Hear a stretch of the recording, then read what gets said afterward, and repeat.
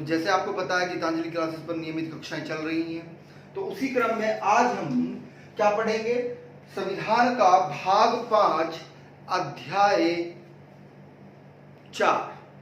पूरा का पूरा किससे संबंधित है?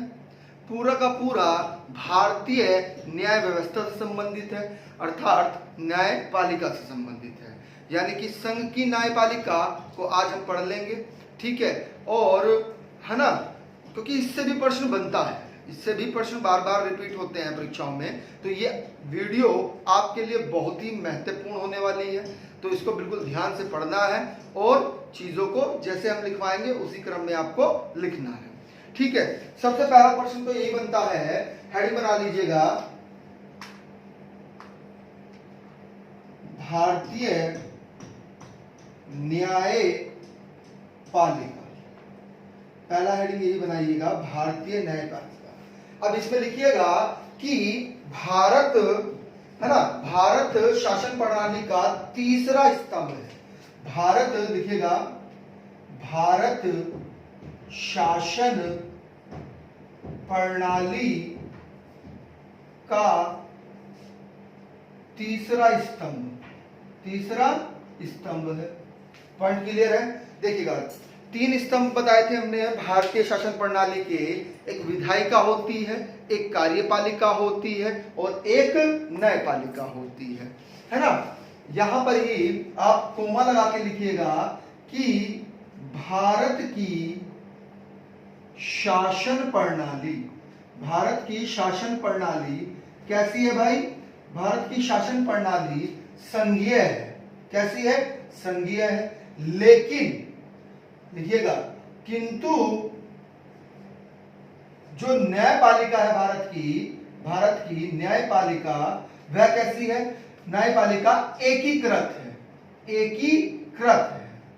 बात समझ में आई? यानी कि न्यायपालिका क्या है? यानी कि सर्वोच्च न्यायालय सिर्फ एक है और उसके अधीनस्थ न्यायालय यानी कि उच्च न्यायालय के बाद में क्या आएगा आपका? उच्च न्यायालय के बाद में जिला न्यायालय आएंगे, जिला न्यायालय के बाद में आएंगे आपके मुंसिफ न्यायालय, उसके बाद में क्या आएंगे? आपकी न्याय पंचायत आएगी, ठीक है ना। तो ये सब क्या है? ये न्यायपालिका के अंतर्गत ही आते हैं। पॉइंट क्लियर है? चलिएगा, अब एक चीज और समझिएगा, अगली लाइन से लिखिएगा इसको कि भारतीय न्यायपालिका का गठन का संगठन, ऐसे करके लिखिएगा, संगठन। और ये पूछा भी जाता है, इसको आप नोट करके लिखिएगा यहां पर, शंकु, है ना। संगठन कैसा है? शंकु की आकृति का है, शंकु की आकृति का है, जिसके शिखर पर या जिसमें शिखर पर क्या है? उच्चतम न्यायालय है। क्या है? उच्चतम न्यायालय है। क्या है? उच्चतम न्यायालय। उच्चतम न्यायालय कह देगा या आपको सुप्रीम कोर्ट कह देगा या सर्वोच्च न्यायालय कह देगा। पॉइंट क्लियर है? बात समझ में आ रही है? कहने का तात्पर्य ये है, देखिएगा, समझिएगा, है ना। यानी कि जो संगठन का आकार है किसका? न्यायपालिका का, वो कैसा है? एक शंकु के आकृति का है। किसकी आकृति का? शंकु की आकृति का। अगर हम बात करें कि इसके शीर्ष पर क्या है, तो शीर्ष पर सर्वोच्च न्यायालय है। क्या है? सर्वोच्च न्यायालय, जो कहां पर है? दिल्ली में है। जो कहां पर है? दिल्ली में है। अब उसके नीचे क्या आता है?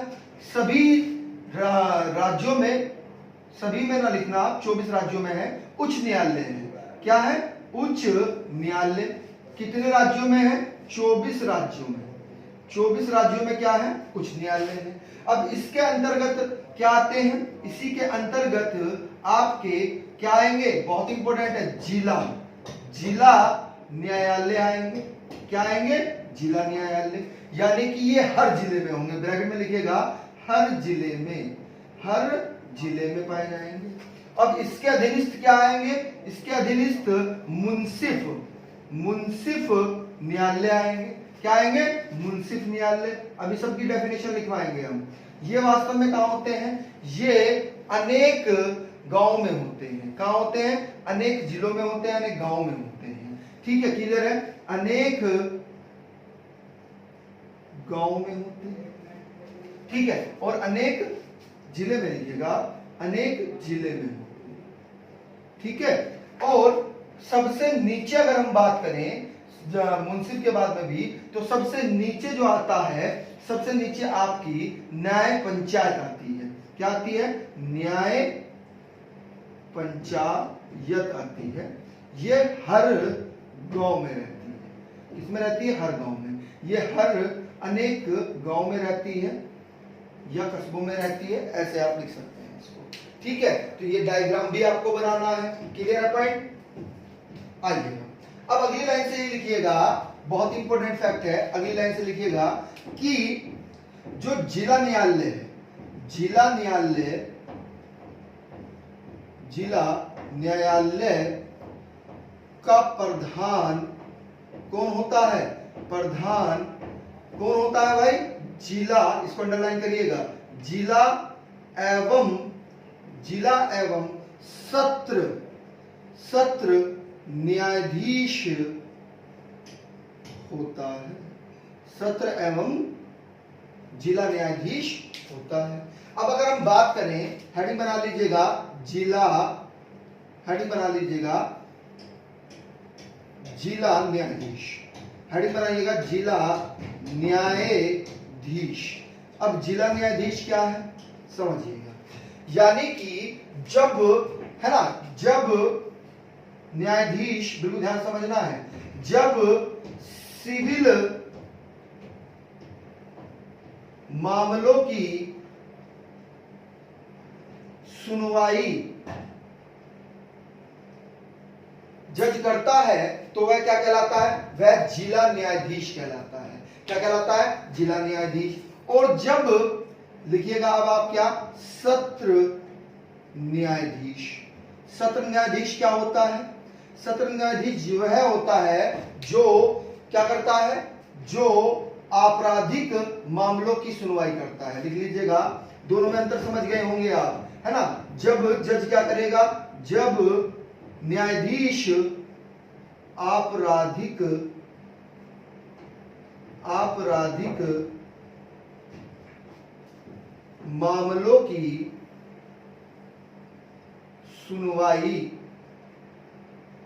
सुनवाई करता है तो तब क्या कहलाता है? तब वह सत्र न्यायाधीश कहलाता है। पॉइंट क्लियर है? चलेगा, अगली लाइन से लिखिएगा, इसको रफ कर देते हैं, है ना।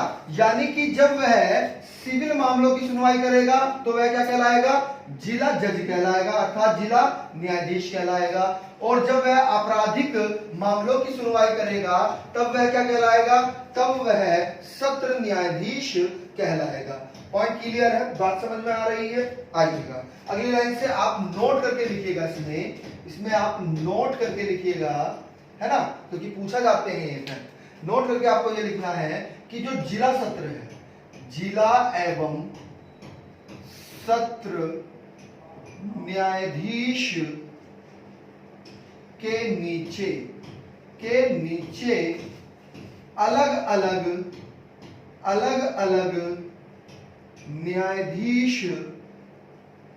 न्यायाधीश रहते हैं। दूसरा पॉइंट लिखिएगा इसी के अंतर्गत कि सिविल मामलों को देखने वाला न्यायाधीश क्या कहलाता है? जो सिविल मामले हैं आपके, उनको देखने वाला। बिल्कुल अंतर को समझिएगा, अभी आपको डिफाइन करेंगे हम, है ना। उन्हें हम क्या कहते हैं? उन्हें हम मुंसिफ मजिस्ट्रेट कहते हैं, मुंसिफ मजिस्ट्रेट, या फिर इन्हीं को ही हम क्या कहते हैं, क्योंकि सिविल को देख रहे हैं तो सिविल मजिस्ट्रेट इनको कहा जाता है। इसी के अंतर्गत लिखिएगा कि जो आपराधिक मामलों को देखने वाले न्यायाधीश को क्या कहते हैं? हम न्यायिक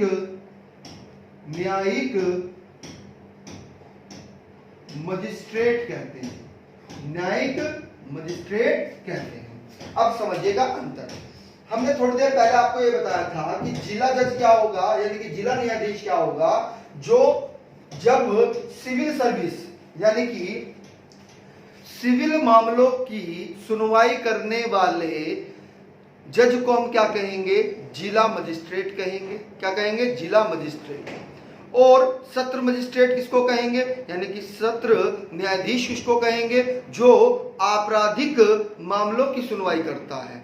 अब बिल्कुल ध्यान समझिएगा, हमने क्या लिखा कि जिला एवं सत्र न्यायाधीश के नीचे क्या होते हैं? अलग अलग न्यायाधीश होते हैं, है ना। तो उन्हें क्या कहा जाता है? यानी कि जो जिला जज के नीचे है ना, सिविल मामलों को देखने वाले न्यायाधीश को हम मुंसिफ मजिस्ट्रेट या फिर सिविल मजिस्ट्रेट कहते हैं। जबकि आपराधिक मामलों को देखने वाले न्यायाधीशों को क्या कहा जाता है? न्यायिक मजिस्ट्रेट कहा जाता है। पॉइंट क्लियर है? चलेगा। अगली लाइन से लिखिएगा, अगली लाइन से लिखिएगा कि हेडिंग बना दीजिएगा। हेडिंग क्या आप लिख लीजिएगा ऐसे करके कि भाग 5 अध्याय 4 में भारत की न्यायपालिका का वर्णन है, का वर्णन है। क्लियर है? पॉइंट आ रही है बात समझ में? अब हम अगर बात करें, बिल्कुल ध्यान समझिएगा, हेडिंग बनाइएगा। अगर पूछा जाए कि अनुच्छेद कहां से लेकर कहां तक है भाई, तो सुनिएगा बिल्कुल ध्यान से। अनुच्छेद 124 से लेकर 147 तक क्या है? आपकी न्यायपालिका है। क्या है? आपकी न्यायपालिका है। क्लियर है? पॉइंट। इसी में अगला फैक्ट लिखिएगा कि जो न्यायपालिका है, न्यायिक मजिस्ट्रेटों ऐसे करके लिखिएगा, न्यायिक मजिस्ट्रेटों का प्रमुख कौन होता है? मुख्य न्यायिक मजिस्ट्रेट होता है। मुख्य न्याय या न्यायिक मजिस्ट्रेट होता है, मजिस्ट्रेट होता है। पॉइंट क्लियर है? बात समझ में आ रही है? चलेगा। एक मिनट पानी पी लेंगे।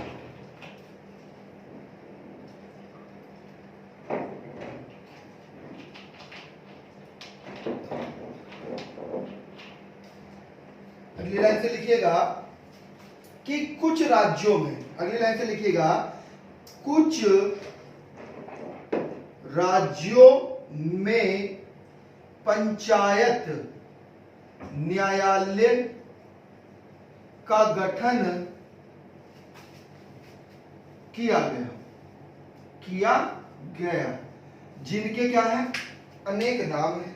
जिनके क्या है? अनेक नाम है। अगर हम नाम की बात करें तो इनको हम क्या क्या कहते हैं? लिखिएगा, इन्हीं को हम न्याय पंचायत कहते हैं। इसी को ही हम क्या कहते हैं? इसी को ही हम पंचायत अदालत कहते हैं। इसी को ही हम क्या कहते हैं? इसी को ही हम ग्राम कचहरी कहते हैं। बात समझ में आई कि नहीं है? अब अगला फैक्ट आपका बहुत इंपॉर्टेंट पड़ेगा, क्योंकि ये उत्तर प्रदेश से संबंधित है। यूपी स्पेशल में भी हम आप उसको पढ़ाएंगे, है ना। देखिएगा, यूपी यानी कि उत्तर प्रदेश भारत का पहला राज्य है, कोमा लगा के लिखिएगा, जिसने पंचायत राज अधिनियम, इसको इन्वर्टेड कोमास में लिखिएगा, पंचायत राज अधिनियम 1947 के तहत क्या किया था भाई? न्याय पंचायत का गठन किया था। न्याय पंचायत का गठन किया था। पॉइंट क्लियर है? आ रही है बात समझ में? किया, बस ऐसे लिख लीजिएगा, थाना लिखिएगा। अब इसके तहत होता क्या था? यानी कि जो न्याय पंचायत था, इसके तहत हुआ क्या? इसमें होते थे क्या? इसमें लिख लीजिएगा, इसमें सदस्य कितने होते थे भाई? 5 सदस्य होते थे। कितने? 5 सदस्य होते थे। 5 सदस्य होते थे। क्लियर है? पॉइंट आ रही है बात समझ में? और कोमा लगा के लिखिएगा, यानी कि जिला मजिस्ट्रेट अर्थात डीएम की, डिस्ट्रिक्ट मजिस्ट्रेट की बात कर रहे हैं, है ना। तो डीएम लिखिएगा, डीएम द्वारा विचार करके, है ना, विचार विमर्श करने के बाद, है ना, विचार विमर्श द्वारा क्या होता था, ग्राम सभा, लिखिएगा, ग्राम सभा का गठन किया जाता था, ग्राम सभा का गठन किया जाता था और ग्राम सभा के सदस्य क्या होते थे, इस समिति में रहते थे। यानी कि ये जो 5 सदस्य हैं वास्तव में, ये वास्तव में किससे, ग्राम सभा के ही सदस्य हुआ करते थे। कभी कभी प्रश्न ऐसे घुमाकर पूछ लेता है कि जो न्याय पंचायत है, न्याय पंचायत का गठन किसके द्वारा कराया जाता है, तो न्याय पंचायत का गठन पंचायत समिति द्वारा कराया जाता है। ग्राम समिति, है ना, आर्य भाषा में पंचायत समिति द्वारा न्याय पंचायत का गठन किया जाता है। बात समझ में आ रही होगी पूर्णतः, है ना। चलिएगा, आइएगा आगे चलते हैं, इसको रफ कर देते हैं। अब हेडिंग बना लीजिएगा सर्वोच्च न्यायालय। अब हेडिंग बना लीजिएगा सर्वोच्च न्यायालय, है ना, क्योंकि सर्वोच्च न्यायालय से भी प्रश्न जरूर पूछे जाते हैं और बार बार पूछे जाते हैं। देखिएगा, ये आपका जो न्यायपालिका है आपकी, ये वास्तव में 3 वीडियो में रहेंगे। आज भाग 1 पढ़ाया जा रहा है, ठीक है, 2 भाग और पढ़ाए जाएंगे क्योंकि आज का वीडियो भी काफी लंबा होने वाला है। और जो नए व्यूवर्स हैं जिन्होंने हमारे चैनल को सब्सक्राइब नहीं किया है, वो हमारे चैनल को सब्सक्राइब कर ले और बेल आइकन ऑन कर ले, ठीक है, और शेयर करना ना भूलिएगा। चलेगा, आइएगा, हेडिंग बना लीजिएगा सर्वोच्च न्यायालय। सर्वोच्च न्यायालय। अब सर्वोच्च न्यायालय की बात करें, यानी कि सर्वोच्च न्यायालय क्या है, सबसे ऊपर है ना। न्यायपालिका क्या है, एक अभिन्न अंग होता है ना, एकीकृत है। एकीकृत का मतलब क्या है, यानी कि हमारे यहाँ राज्य बहुत सारे हैं, है ना, तो हर 24 राज्यों में क्या है, 24 राज्यों में उच्च न्यायालय बनाए गए हैं। क्या बनाए गए हैं, उच्च न्यायालय बनाए गए हैं। और उनके ऊपर जो सर्वोच्च न्यायालय है वह भारत का एक है। क्लियर है, आइएगा अब समझिएगा एक पॉइंट। आपसे प्रश्न क्या बनता है कि इसका व्याख्यान किस अनुच्छेद में किया गया है, तो अनुच्छेद 124 में इसका वर्णन किया गया है। क्या किया गया है, इसका वर्णन किया गया है। क्या कहा गया है, लिख लीजिएगा कि सर्वोच्च न्यायालय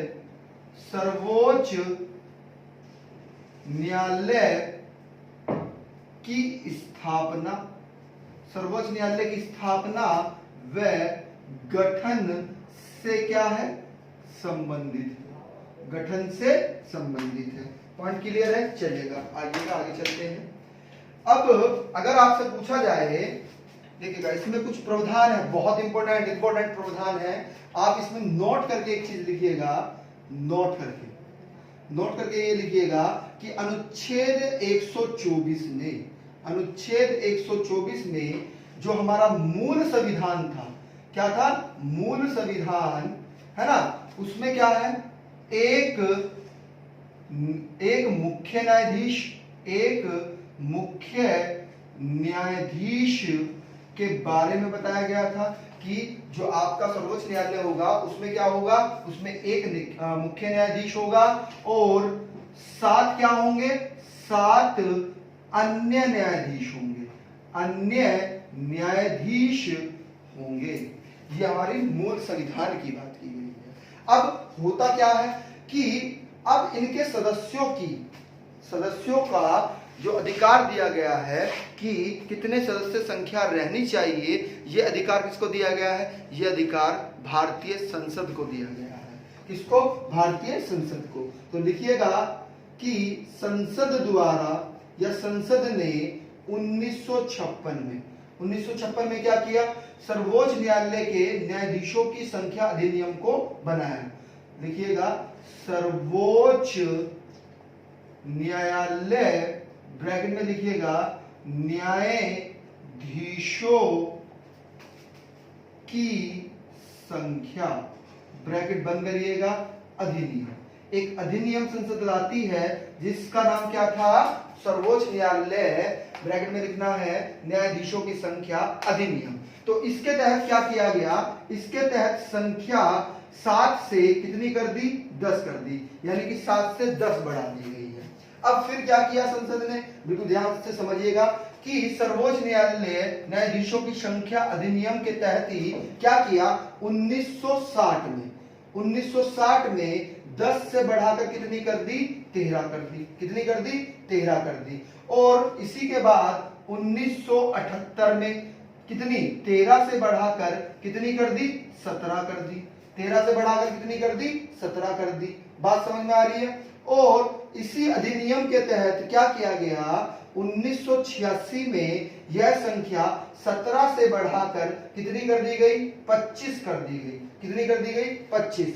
अब इसमें भी फैक्ट है, इसमें क्या फैक्ट है आप लिख लीजिएगा, मुख्य न्यायाधीश को छोड़कर, मुख्य न्यायाधीश को छोड़कर कितनी थी, 25, वरना कितनी हो गई, 26 हो गई। अगर आप मुख्य न्यायाधीश को भी जोड़ेंगे तो कितनी हो जाएगी, 26 हो जाएगी। यहां से फैक्ट बनता है 86 वाला, ध्यान रखिएगा। अब हुआ क्या, 2009 में इस अधिनियम के तहत क्या होता है, यानी कि 25 से बढ़ाकर क्या कर दी गई, 25 से बढ़ाकर 30 कर दी गई, कितनी कर दी गई, 30 प्लस क्या कर दिया गया, एक मुख्य न्यायाधीश कर दिया गया। यानी कि वर्तमान में जो अब संख्या है मुख्य सर्वोच्च न्यायालय के न्यायाधीशों की, वह संख्या कितनी है, वह संख्या 31 है। पॉइंट क्लियर हुआ कि नहीं हुआ, ये बहुत इंपॉर्टेंट है। यहां से फैक्ट आपको कथन और निष्कर्ष के रूप में पूछा जाता है, आपको फंसाया जाता है। देखिए बिल्कुल ध्यान से समझिएगा, 1956 में क्या होता है, 1956 में एक अधिनियम आता है जिसका नाम क्या था, सर्वोच्च न्यायालय न्यायाधीशों की संख्या अधिनियम। तो इसमें क्या किया गया, क्योंकि मूल संविधान में कितनी थी हमारी, मूल संविधान में जो संख्या थी वह कितनी थी, 7 अन्य न्यायाधीश थे और एक मुख्य न्यायाधीश, अर्थात टोटल अगर हम बात करें तो 8 संख्या थी कि नहीं थी। अब किया क्या जाता है कि 7 में से क्या कर दिया गया, बढ़ाकर कितनी कर दी गई, 10 कर दी गई। अब 1960 में इसी अधिनियम के तहत क्या किया गया, जो 10 संख्या थी उसको बढ़ाकर कितनी कर दी, 13 कर दी। और 1978 में फिर इसमें संशोधन किया गया, क्या किया गया, 13 से बढ़ाकर कितनी कर दी, 17 कर दी। और 1986 में फिर संशोधन होता है, 17 से बढ़ाकर कितनी कर दी, 25 कर दी। और एक मुख्य न्यायाधीश भी इसी में ही शामिल नहीं था, वह अन्य था। क्लियर है पॉइंट, यानी कि कितनी कर दी, बात करी जाए तो कितनी कर दी, 26 कर दी, है ना, कितनी, 26। ठीक है, टोटल अगर कुल की बात करें। और 2019 में क्या किया गया, 25 को बढ़ाकर कितनी कर दी, 30 कर दी और एक मुख्य न्यायाधीश, यानी कि वर्तमान संख्या अगर हम बात करें सर्वोच्च न्यायालय के न्यायाधीशों की, तो यह वास्तव में 31 है। कितनी है, 31 है। चलिए आगे चलते हैं, आइएगा इसको रफ कर देते हैं। चलिए हेडिंग बनाइएगा, अनुच्छेद 124 4, अनुच्छेद 124 4, अनुच्छेद 124 4, इसको भी रफ कर देते हैं। हेडिंग बनाइएगा, अनुच्छेद 124 4, ये क्या कहता है भाई, ये 124 इंपॉर्टेंट है भाई, ध्यान रखिएगा। इसमें क्या कहा गया, इसमें उच्चतम न्यायालय के न्यायाधीशों को अन्य उनके पद से हटाने की प्रक्रिया बताई गई है। तो आप ऐसे लिखिएगा कि उच्चतम न्यायालय के न्यायाधीशों को उनके पद से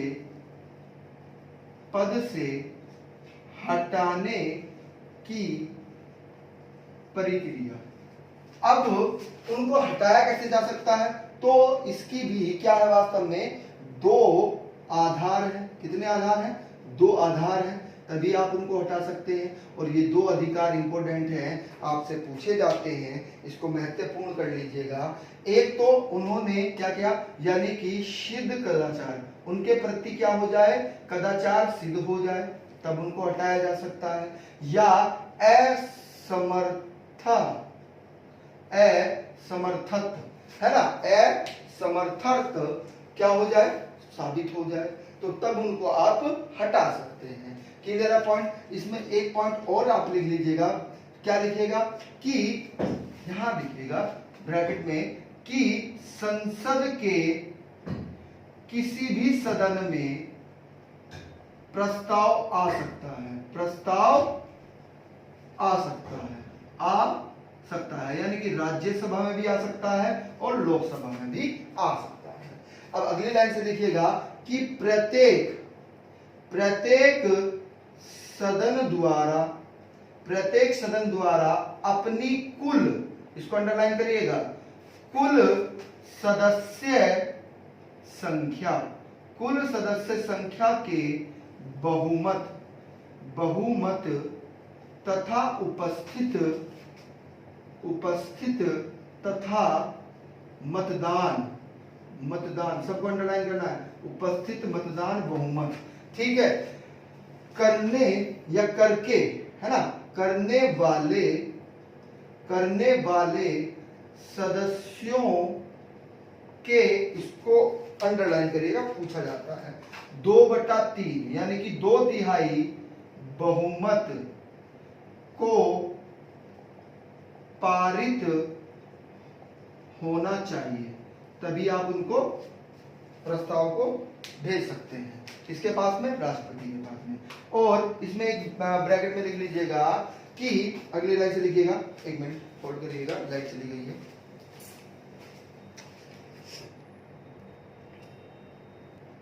हाँ, तो लिखिएगा, ये भी इंपॉर्टेंट फैक्ट है, कसेक्ट निष्कर्ष में पूछा जा सकता है कि दोनों सदनों, लिखिएगा, दोनों सदनों द्वारा पारित प्रस्ताव उसी सत्र, इसको अंडरलाइन करिएगा, उसी सत्र के में राष्ट्रपति के समक्ष, यहां तक अंडरलाइन करिएगा, प्रस्तुत किया जाना चाहिए।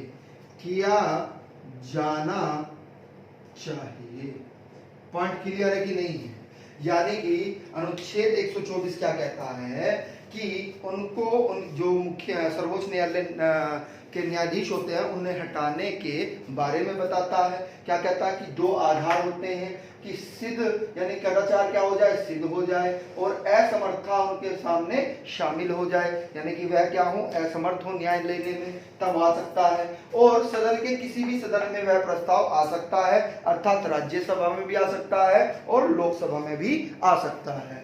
अब दूसरी चीज क्या बताई इन्होंने, जो इंपोर्टेंट फैक्ट बनेगा कि प्रत्येक सदन यानी कि चाहे लोकसभा हो चाहे राज्यसभा हो, उनके कुल सदस्य संख्या के बहुमत तथा उपस्थित तथा मतदान करने वाले सदस्यों का कितना, 2/3 बहुमत को पारित होना चाहिए, तभी आप इनको हटा सकते हैं।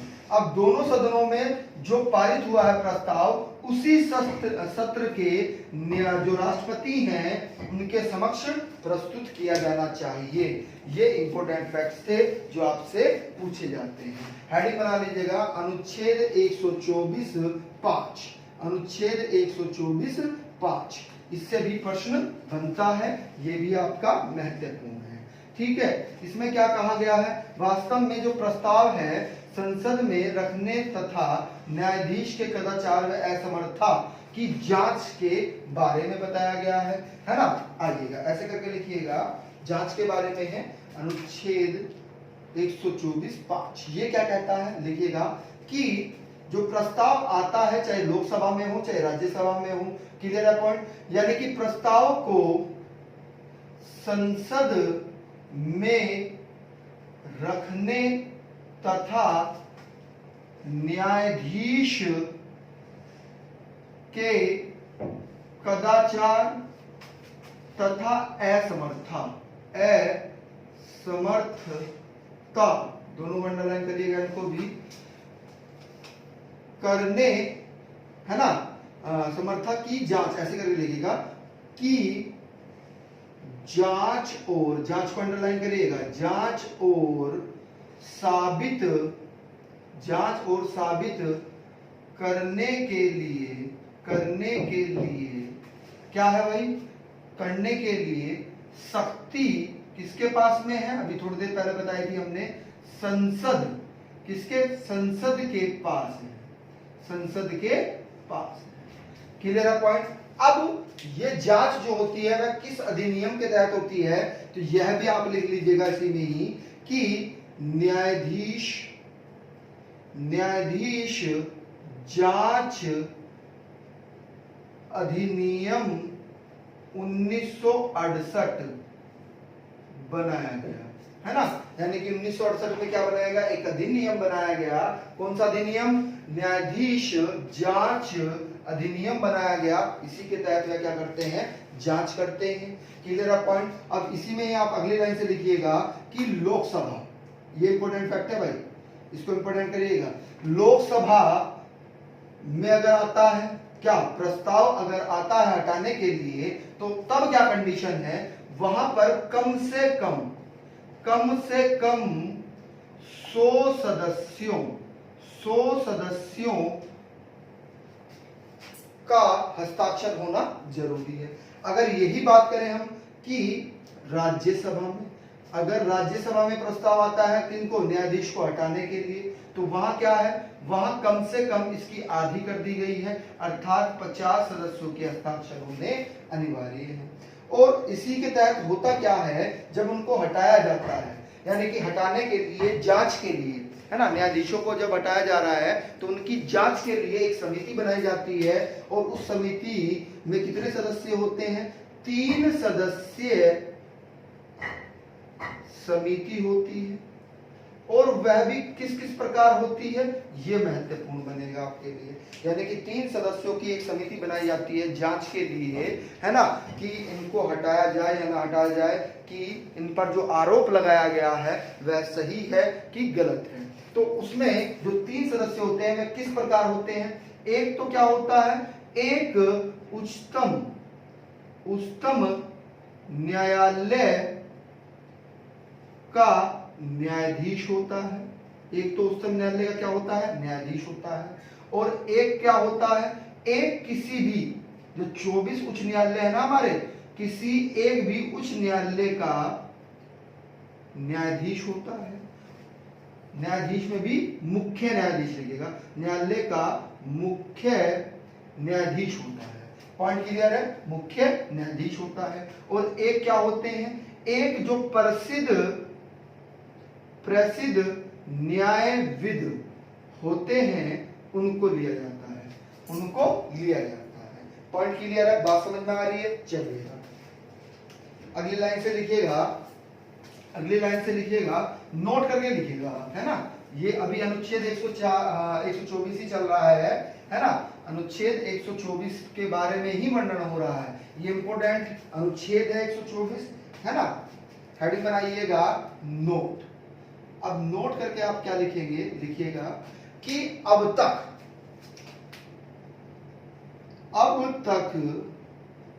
एक भी न्यायाधीश नहीं हटाया गया। अब तक एक भी न्यायाधीश नहीं हटाया गया, क्लियर है। और क्या हुआ, 2 के विरुद्ध क्या हुआ, 2 के विरुद्ध प्रस्ताव आता है। 2 के विरुद्ध क्या होता है, प्रस्ताव आता है। और उसमें से पहले व्यक्ति कौन है, नाम लिख लीजिएगा, वी, पूरा नाम लिखना है, वी रामास्वामी, ठीक है। और कब आया था ये, 1991 में आया था। और किस में आया था, लोकसभा में आया था। किस में आया था, लोकसभा में आया था। और ये मामला किससे मतलब चर्चित है ना, किससे संबंधित है, तो लिख लीजिएगा पंजाब व हरियाणा दौरान वित्तीय, इसको अंडरलाइन करिएगा, वित्तीय अनियमितता का इन पर आरोप था। यानी कि जब ये पंजाब और हरियाणा के दौरान क्या थे, न्यायाधीश थे, तो इन पर वित्तीय अनियमितता का आरोप था। ठीक है, आइएगा अगली लाइन से देखिएगा, इसी के बारे में है ना। अगली लाइन से लिखिएगा कि जो पीवी सावंत थे, सावंत क्या थे, सावंत अध्यक्ष थे। जो 3 सदस्यों की समिति बनाई जाती है ना जांच के लिए, तो पीवी सावंत क्या थे, इसके अध्यक्ष थे। और 2 अन्य कौन कौन से थे, उनका भी नाम लिख लीजिएगा, वीडी देसाई साहब, और दूसरे व्यक्ति अन्य कौन थे, ओपी चिन्निप्पा रेड्डी साहब थे। ठीक है, क्लियर है पॉइंट, आ रही है बात समझ में।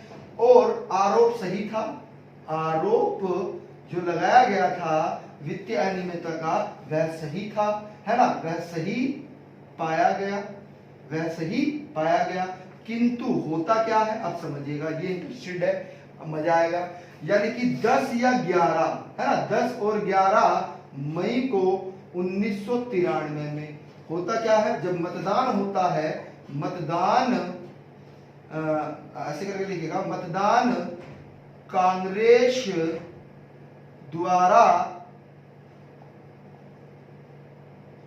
भाग नहीं न लिया गया।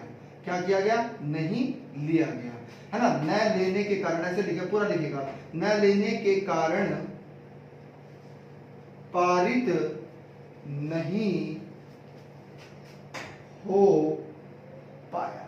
क्योंकि सत्ता उस समय किसकी थी, कांग्रेस की सत्ता थी, तो उन्होंने क्या किया, मतदान में भाग नहीं लिया, जिसके कारण वह पारित नहीं हो पाया। ठीक है, अब इसमें होता क्या है, यानी कि पक्ष में कितने मत गए, कभी कभी पूछ लेता है। यानी कि पक्ष में जो मत थे वह 176 थे, और जो विपक्ष में मत थे, लिख लीजिएगा, विपक्ष में मत किसका, शून्य था भैया, कितना, शून्य। पॉइंट क्लियर है, बात समझ में आ रही है, चलिएगा। अब दूसरा मामला क्या था, दूसरा मामला भी लिख लीजिएगा, है ना, दूसरा मामला लिखिएगा। अब वह किसका था, बता सकता है कोई, वह किसका था दूसरा मामला, सौमित्र सेन, लिखिएगा, सौमित्र सेन मामला था। ये वास्तव में कोलकाता, है ना, कोलकाता उच्च न्यायालय के क्या थे, न्यायाधीश थे, उच्च न्यायालय के न्यायाधीश थे। अब होता क्या है, अगस्त में था, है ना, अगस्त 2011 का मामला है। तो इसमें क्या होता है, राज्यसभा में प्रस्ताव पारित आता है, पारित किया जाता है, किसमें, राज्यसभा में। अब कोमल आगे लिखिएगा कि लोकसभा में पेश, यानी कि प्रस्ताव पेश किए जाने से पहले क्या किया, इस्तीफा दे दिया इन्होंने। क्या कर दिया है, इस्तीफा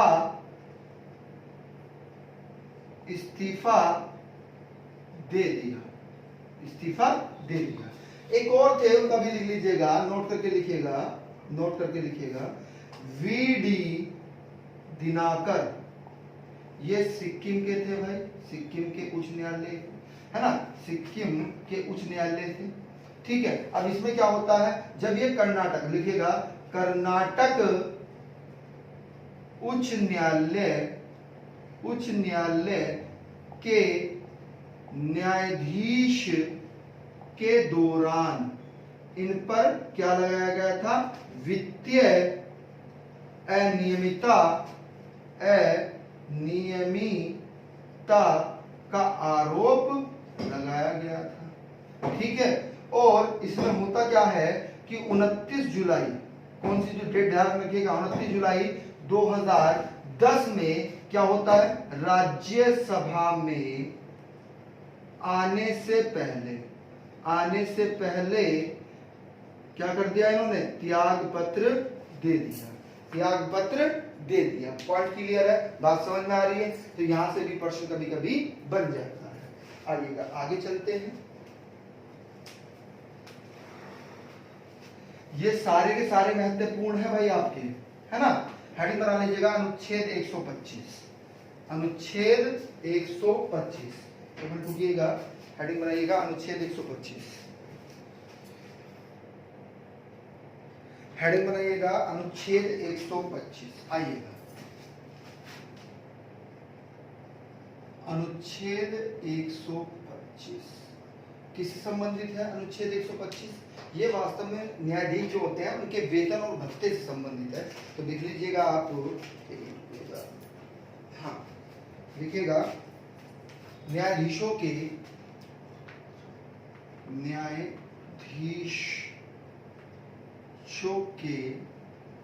वेतन को अंडरलाइन करिएगा, वेतन व भत्ते से संबंधित है, भत्ते से संबंधित है। पॉइंट क्लियर है? वेतन और भत्ते से संबंधित है। अब दूसरा फैक्ट इसमें क्या है समझिएगा, ये जो इनका वेतन और भत्ता होता है यह कौन निर्धारित करता है? तो संसद द्वारा क्या होती है? निर्धारित किया जाता है, संसद द्वारा निर्धारित किया जाता है। और ये जो दिया जाता है, जो इनको पैसा मिलता है, वह कहां से आता है? तो वह भारत की संचित निधि द्वारा दिया जाता है, भारत की संचित निधि द्वारा दिया जाता है। अगला इफेक्ट क्या बनेगा? ये नोट करके लिखिएगा, नोट करके कि अब अनुच्छेद 360 क्या किससे संबंधित है? ब्रैकेट में लिख लीजिएगा, वित्तीय आपात से संबंधित है। वित्तीय आपात है ना, वित्तीय आपात के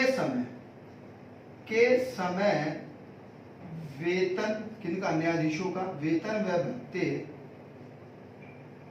कम करने का राष्ट्रपति कर सकता है। यानी कि आपके देश में तो वित्तीय आपात आ रहा है, तो तब क्या कर सकते हैं? राष्ट्रपति इनके वेतन को कम कर सकते हैं।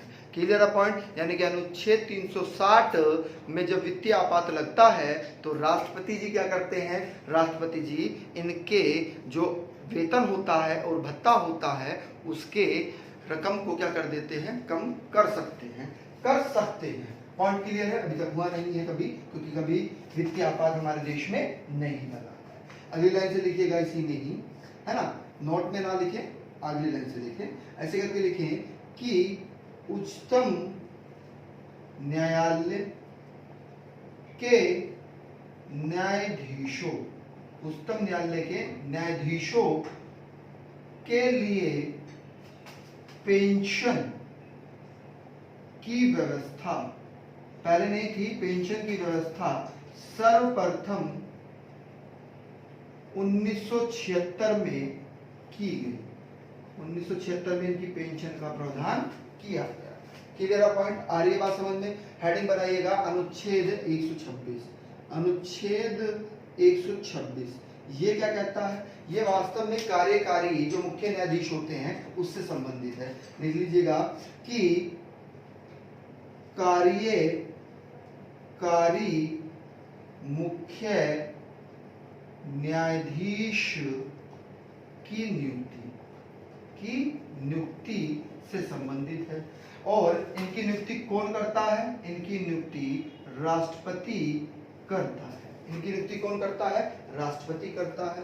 अगली लाइन से लिखेगा कि मुख्य कार्यकारी न्यायाधीश होता क्या है?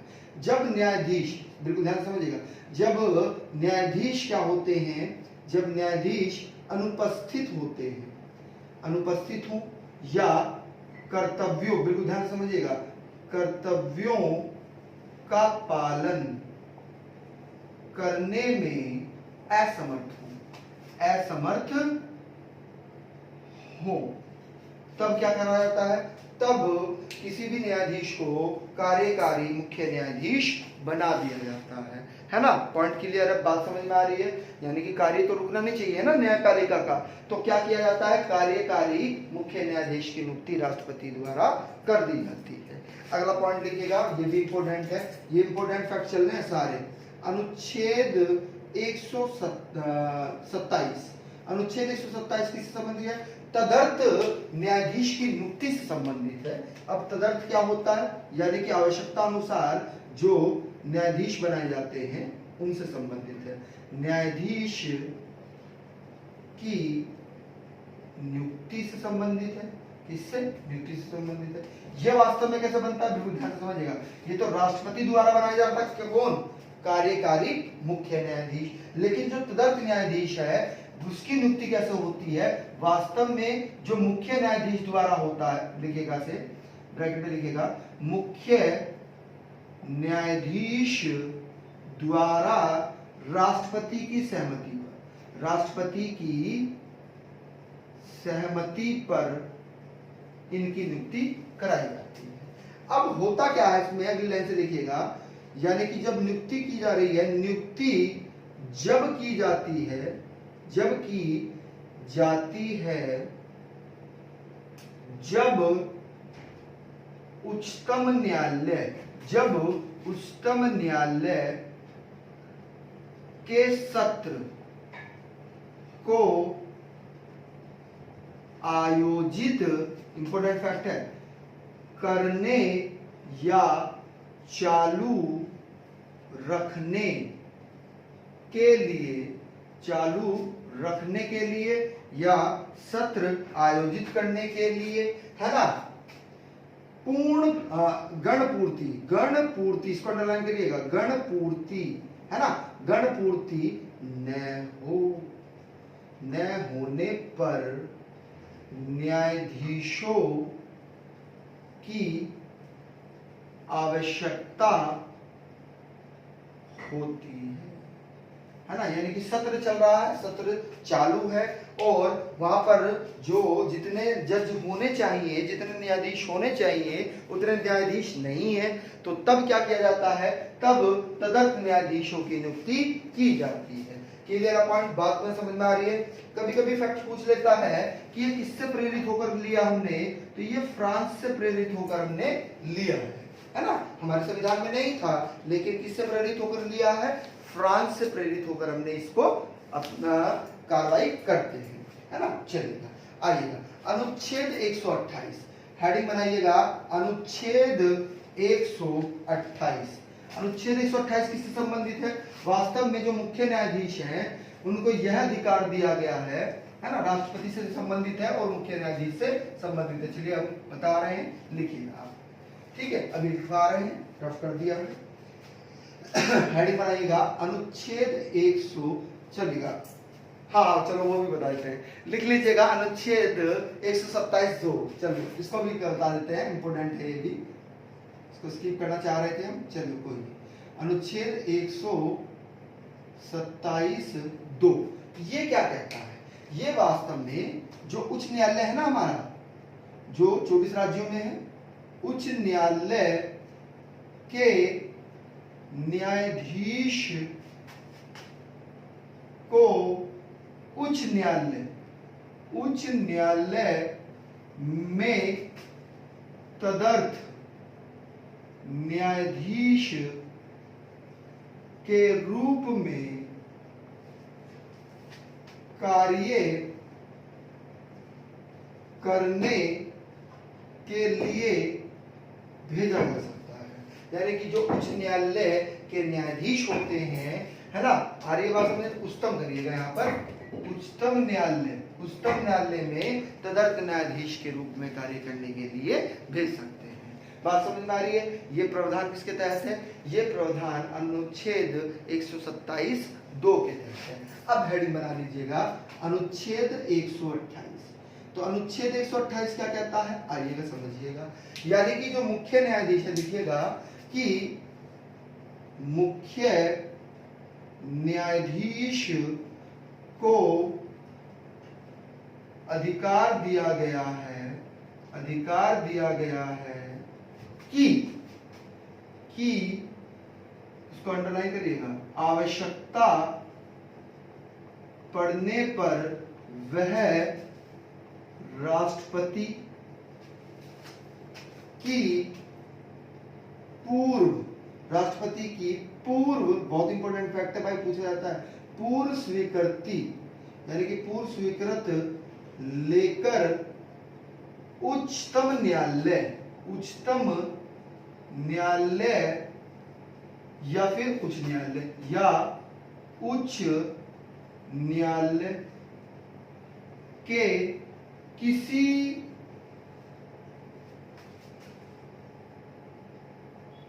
अवकाश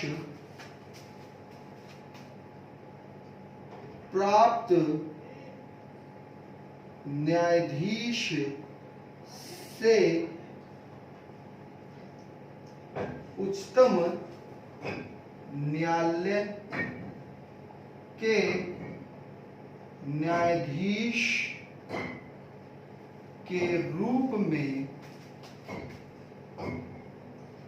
बैठने, इसको अंडरलाइन करिएगा, बैठने और कार्य करने का अनुरोध कर सकता है। बहुत ही इंपॉर्टेंट फैक्ट है, बहुत ही इंपॉर्टेंट फैक्ट है।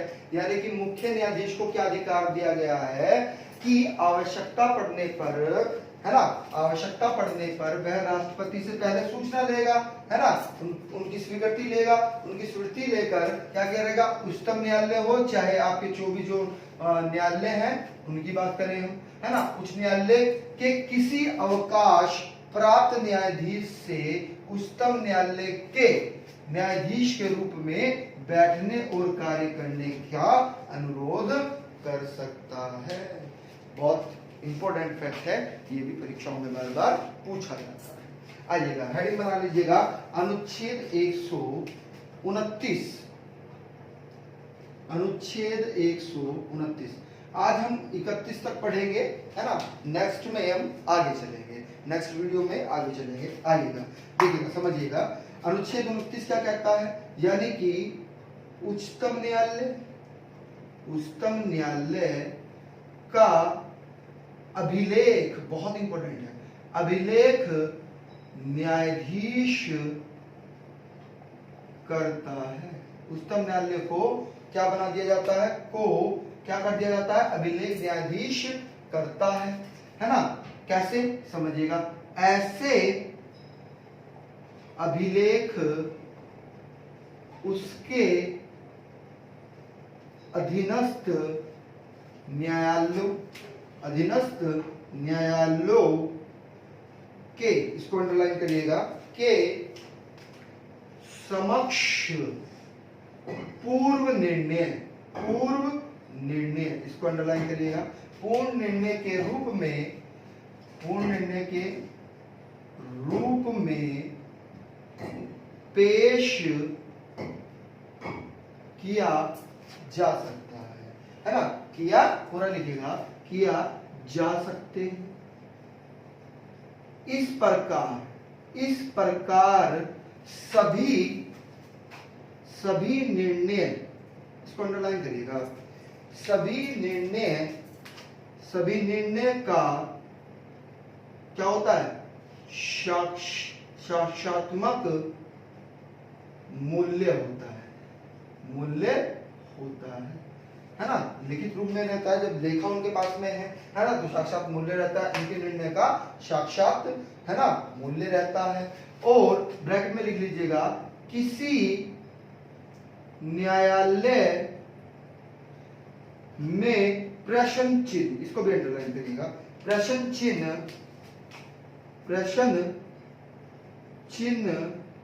नहीं लगाया जा सकता, नहीं लगाया जा सकता, यानी कि सवाल नहीं कर सकते आप, उनके पास में लिखित रूप में क्या किया गया है ना, पूर्ण निर्णय उनके पास में है ना, आर्यवासम में, और साक्षात रूप में उसका मूल्य उनके पास में है, तो किसी भी न्यायालय द्वारा उसके ऊपर प्रश्न चिन्ह नहीं लगाया जा सकता, उससे कोई जवाबदेही नहीं की जाएगी। बात समझ में आ रही है, चलिएगा, आइएगा, अगली लाइन से लिखिएगा, या इसी में लिख लीजिएगा, चलिएगा, लिखिएगा अगली लाइन से, कि न्यायालय के निर्णय और कार्यवाही कैसे होते हैं, यानी कि जो लेखा, जो न्यायाधीश होते हैं या न्यायालय होते हैं, बिल्कुल ध्यान समझिएगा, उनमें क्या होता है, देखिएगा, ऐसे न्यायालय के निर्णय क्या होते हैं और कार्यवाही या कैसी होती है, लिखित रूप में होती है, लिखित होता है। ठीक है, आ रही है बात समझ में? इसी में लिखिएगा कोमा लगा के, ऐसे ऐसे न्यायालय है ना द्वारा अपने चलो लिख लीजिएगा, ऐसे न्यायालय द्वारा अपने, इसको अंडरलाइन करेगा, इसको अंडरलाइन करेगा, अवमान है ना, अवमान के लिए किसी व्यक्ति है ना, किसी व्यक्ति को दंडित किया जा सकता है, किसी व्यक्ति को दंडित किया जा सकता है, किया जा सकता है। पॉइंट क्लियर है, बात समझ में आ रही है? अनुच्छेद 129 भी बहुत इंपॉर्टेंट है भैया, पूछा जाता है ये भी। हेडिंग बना लीजिएगा अनुच्छेद 130 है ना, 2 अनुच्छेद और रह गए हैं, ज्यादा लंबा वीडियो नहीं बनाएंगे। ठीक है, आइएगा हेडिंग बना लीजिएगा अनुच्छेद 130।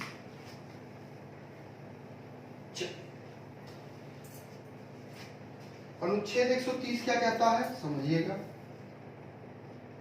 अनुच्छेद 130 पूरा लिखिएगा, आपको पूरा लिखना है। हाँ आपको पूरा लिखना है अनुच्छेद 130, हम शॉर्ट लिख रहे हैं। तो इसमें क्या कहा गया है समझिएगा बिल्कुल ध्यान से, कि जो उच्चतम न्यायालय है ना हमारा, उच्चतम न्यायालय है ना, उच्चतम न्यायालय का स्थान के बारे में वर्णन किया गया है। स्थान कहां पर है, लिख लीजिएगा दिल्ली में, लेकिन 2 बैठक ऐसी हुई है उच्च न्यायालय की जो अलग स्थानों पर भी है ना। तो इसको भी लिख लीजिएगा, चलिएगा आइएगा लिखिएगा, इसी में लिख लीजिएगा है ना, इसमें ऐसे करके लिखिएगा आप कि मुख्य न्यायाधीश राष्ट्रपति, अनुमति किससे लेनी पड़ेगी, राष्ट्रपति के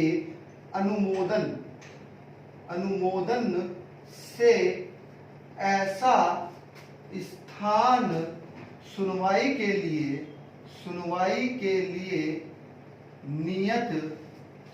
लिए नियत करता है जहां उसको सुविधा हो। तो ऐसे 2 स्थान है, ये पूछे जाएंगे आपसे, दोनों स्थानों के नाम लिख लीजिएगा। एक तो है आपका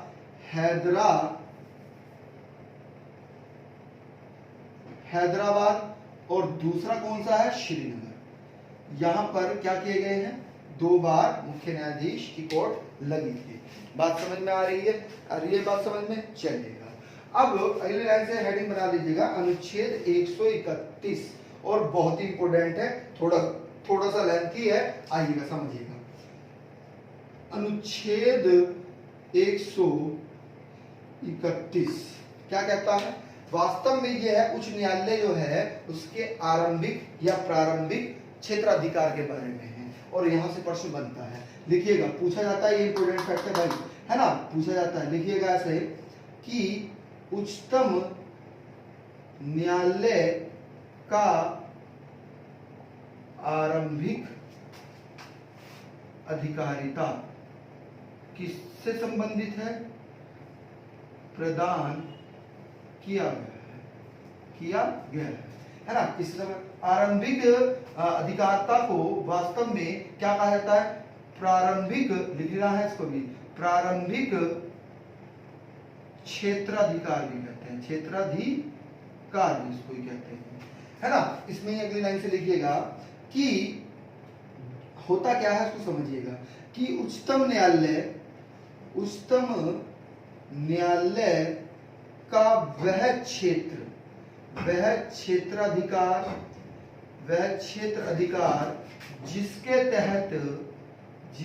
तहत वह किसी मामले की सीधी सुनवाई, इसको अंडरलाइन करिएगा, सीधे सुनवाई करता है। पॉइंट क्लियर हुआ कि नहीं हुआ, है ना। यानी कि उच्चतम न्यायालय का वह क्षेत्राधिकार जिसके तहत वह किसी मामले का क्या करता है, कि सुनवाई सीधे करता है। क्लियर पॉइंट, आइएगा। इसमें भी वास्तव में क्या है कि 2 प्रकार के इनको अधिकार मिले हुए हैं। कितने प्रकार के, 2 प्रकार के अधिकार हैं। और पहला कौन सा है, लिख लीजिएगा, हेडिंग बना लीजिएगा, अत्यंतिक प्रारंभिक क्षेत्राधिकार, क्षेत्राधिकार ये किससे संबंधित है समझिएगा। ये वास्तव में ऐसे मामले, बिल्कुल ध्यान समझिएगा, इसमें 3 पॉइंट है, बल्कि 4 पॉइंट है इसमें, है ना, 4 या 3 पॉइंट है और वो बहुत इंपॉर्टेंट है। ये वास्तव में होता क्या है देखिएगा, लिख लीजिएगा, वे मामले जिनकी सुनवाई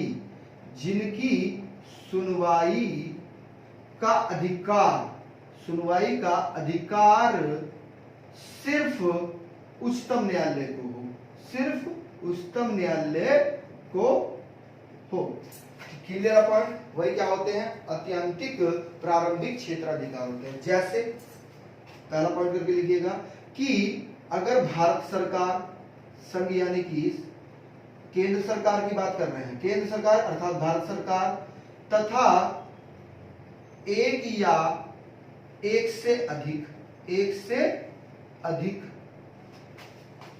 राज्यों के मध्य कोई विवाद है तो उसके लिए वह कहां पर जाएगा, वह उसको सीधा सुप्रीम कोर्ट यानी कि उच्च न्यायालय में दे दिया जाता है, उस पर अधिकार वही उसी का अधिकार है।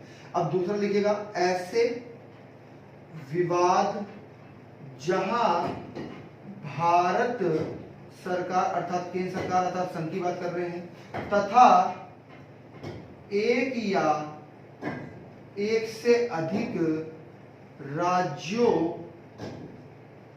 एक तरफ हो, और एक तरफ क्या हो, ए और एक या अधिक राज्य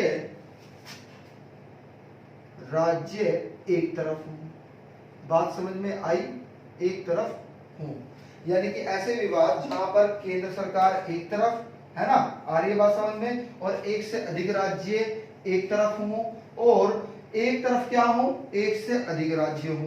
क्लियर है पॉइंट? यानी कि 3 टुकड़ों में बांट दिया गया है। तीसरा पॉइंट लिखिएगा, ये भी इंपॉर्टेंट है, पूछा जाते हैं, ये फैक्ट आपसे पूछे जाएंगे। 2 या 2 से अधिक, 2 या 2 से अधिक राज्यों के मध्य विवाद की सुनवाई भी किनके तहत होती है, अत्यंतिक प्रारंभिक क्षेत्राधिकार के तहत उच्चतम न्यायालय को, है ना। इसमें आप नोट करके लिखिएगा, अनुच्छेद 131 में ही अभी आप नोट करके लिखिएगा, है ना। क्या लिखना है कि उच्चतम न्यायालय केवल उन्हीं विवादों पर को ग्रहण करेगा, है ना, उन्हीं विवादों को ग्रहण करेगा जिसमें कोई ऐसा तथ्य, विधिक और प्रश्न शामिल हो। चलेगा, हम बता रहे हैं, लिखिएगा, नोट करके लिखिएगा, नोट लिखिएगा कि उच्चतम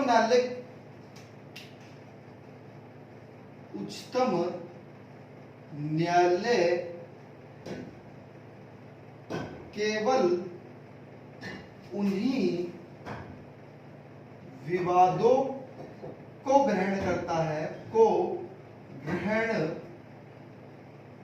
करता है जिसमें कोई ऐसा, यहां से अंडरलाइन करना है, ऐसा तथ्य या विधि यानी कि कानून, ऐसा तथ्य या विधि प्रश्न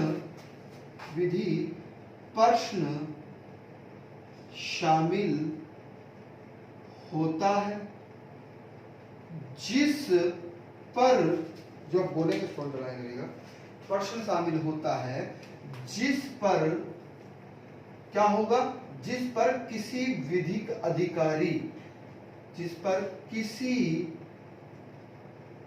विधिक अधिकारी या अधिकार करेगा, विधिक अधिकार, ये सही रहेगा, अधिकार का अस्तित्व निर्भर करता है। पॉइंट क्लियर है, बात समझ में आ रही है? इसी के तहत अगला पॉइंट लिखिएगा, नोट में ही लिखना है अभी, कि राजनीतिक मामलों को ग्रहण नहीं करता तथा, यानी कि एक तो राजनीतिक मामलों को ग्रहण नहीं करता और सरकार के विरुद्ध नागरिकों द्वारा प्रस्तुत मामलों को भी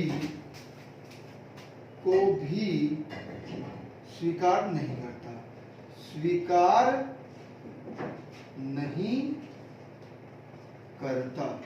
पॉइंट क्लियर है, बात समझ में आ रही है ना? यानी कि उनकी स्वीकृति को भी स्वीकार नहीं करता है। अब हेडिंग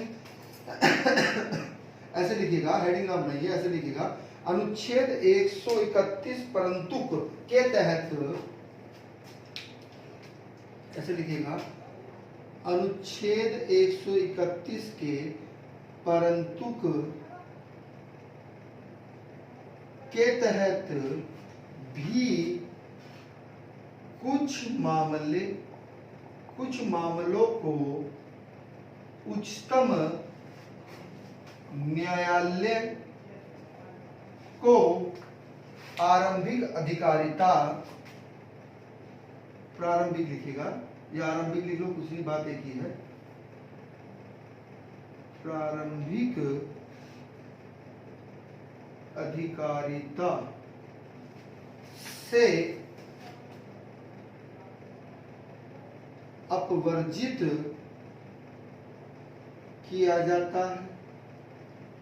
जैसे एग्जाम्पल अगर हम दें, एग्जाम्पल लिख लीजिएगा, जैसे बात करें कि संविधान लागू होने से पहले की गई संधियां या करार, है ना, संधियां, करार और सनद आदि जो है उनको भी नहीं ये करता, है ना। उनके ऊपर भी अगर कोई केस दायर करना चाहता है तो प्रारंभिक अधिकारिता उसको नहीं देता।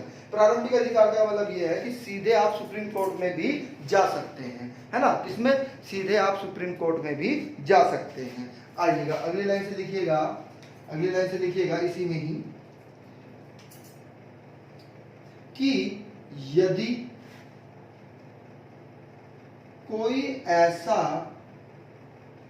विवाद किसी ऐसी संधि या फिर करार या फिर सनद आदि से उत्पन्न हुआ हो जो मूल संविधान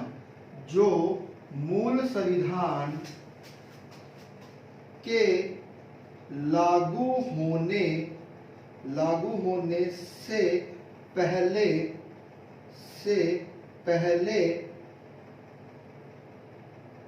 की थी, तो उसके संबंध में उच्चतम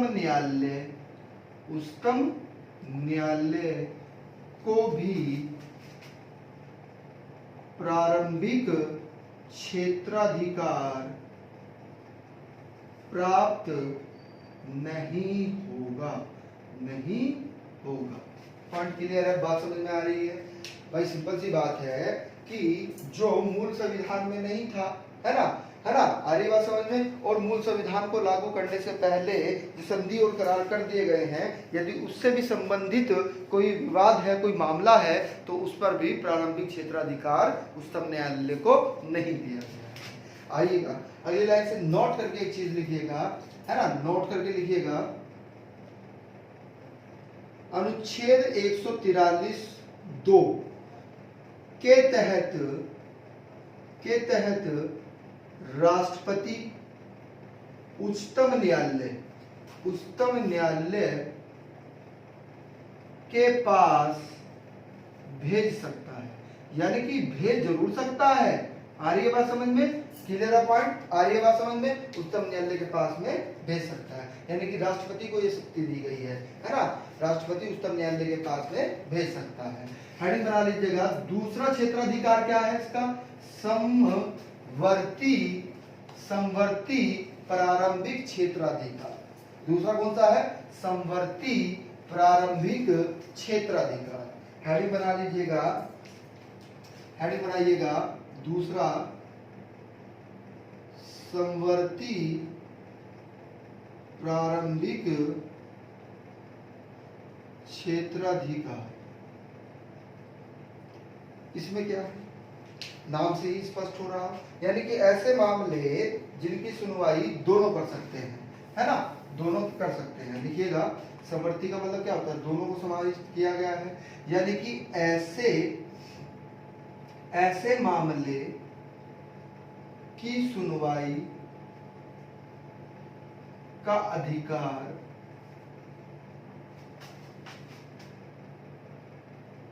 उच्चतम न्यायालय व उच्च न्यायालय, जो राज्य 24 राज्यों में है ना उच्च न्यायालय दोनों को समान रूप से, ऐसे करके लिखा है, समान रूप से। Clear point? समान रूप से है। एग्जाम्पल, चलो लिख दो, एग्जाम्पल लिख दो। जैसे एग्जाम्पल की अगर हम बात करें कि मूल अधिकार, है ना, मूल अधिकारों से संबंधित जो मामले होते हैं, से संबंधित मामले हो गए, है ना, इन पे उच्च न्यायालय और उच्चतम न्यायालय को समान अधिकार दिया गया है। आप इसमें चलो नोट करके एक चीज लिख लो, नोट करके लिखो, नोट करके ये लिखो, जैसे अनुच्छेद 32 है ना, लिखिएगा अनुच्छेद 32 के तहत उच्चतम न्यायालय को शक्ति दी गई है, और अनुच्छेद 226 के तहत उच्च न्यायालय को क्या दी गई है? को शक्ति प्रदान की गई है, को शक्ति प्रदान की गई है। पॉइंट क्लियर है? बात समझ में आ रही है? अगली लाइन से लिखिएगा, लास्ट पॉइंट है आज का, है ना, ज्यादा लंबा नहीं करेंगे वीडियो को, आज का लास्ट पॉइंट है, समझिएगा, है ना। मूल अधिकार को लागू करने के लिए लेख जारी करने का अधिकार है। कौन कौन से? देखिएगा, 5 हैं, पांचों के पांचों लिखने हैं, और ये हम आपको मूल संविधान आपके जो मूल अधिकार हैं आपके जब पढ़ा रहे थे तब हमने बताया था। बंदी पर्यवेक्षण वास्तव में क्या है? रीट है, 5 रीट।